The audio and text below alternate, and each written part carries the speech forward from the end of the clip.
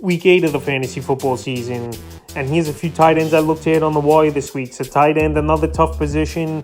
And this season, I just don't get it. Quarterback and tight ends have been horrible positions in fantasy football. So hopefully a couple of these waiver wire tight ends can help owners this week and into the future and on to the rest of the season. The first guy, Cade Otton of the Tampa Bay Buccaneers. So right now, Otton available in 86% of fantasy leagues. Cameron Brate, we know, missed the ball game with his head injury after getting carted off in Week 6 game. But Aiden now the last 2 out of 3 weeks here has had double-digit fantasy points in an expanded role. And at this point here, I think this Tampa Bay Buck team should just name him the starter and play him a bunch of snaps. Week 5 versus Atlanta, 6 catches, 43 yards. Week 6 at the Steelers, 2 catches, 23 yards. And Week 7 at the Panthers, 4 catches, 64 yards. So right here in Week 8, decent matchup Thursday Night Football versus the Baltimore Ravens. I don't know if Brate will be ready for that one. And like I said, they should shy away from Brate and go a little younger here with Cade Otton, a guy who's a big target. He can run routes and make plays, and he's available right now, like I said, in 86% of fantasy leagues. The next guy's Evan Ingram of the Jacksonville Jaguars. So Ingram, a revenge game it was versus the New York Giants in Week 7. And he had a good ball game, 4 catches, 67 yards, and that's solid for a tight end nowadays. So the last 3 games in a row, 9 or more fantasy points in PPR leagues here for Ingram. Week 5 versus Houston, 6 catches, 69 yards. Week 6 at Indianapolis, 5 catches, 40 yards. And then Week 7 versus the Giants, 4 catches, 67 yards. So over the last few games here, 23 targets for Evan Ingram. He's available in 59% of fantasy leagues. Obviously, he's a security blanket for Trevor Lawrence and a guy he trusts. And right now, with the landscape of tight end of fantasy football, there's way worse guys I've seen on starting rosters. So right now, I would give Ingram an ad this week. The next guy, Juwan Johnson of the New Orleans Saints. I think another fluky ball game for an unknown.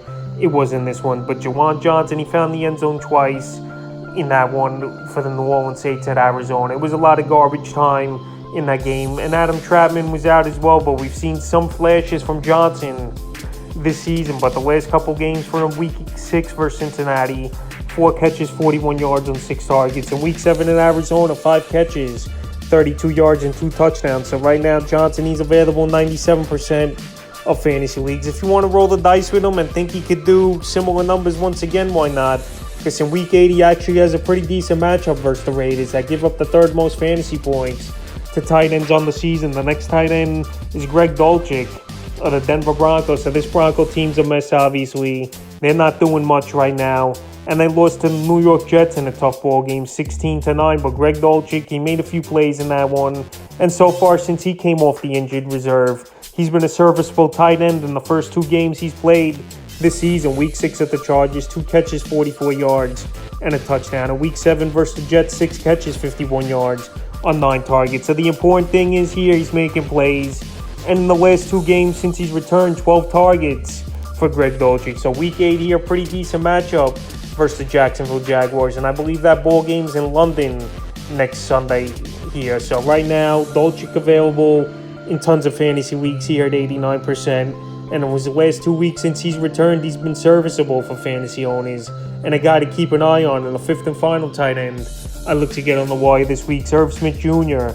of the Minnesota Vikings. Irv Smith Jr., he's been up and down this season. And a guy who's been on this waiver wire list a few times. And then a guy who's been on the drop list as well. But right now, obviously, it was the Vikings bye week. He got dropped in 18% of fantasy leagues here is Irv Smith Jr. But he's a good athlete. And even in the preseason, he was a guy I talked about as a possible breakout candidate or a sleeper for fantasy owners. So the last 2 weeks before the bye, serviceable ball games. Week 5 versus Chicago, 4 catches, 42 yards. And Week 6 in Miami, 4 catches, 7 yards, and a touchdown. So right there, that's a fluky game, no doubt about it.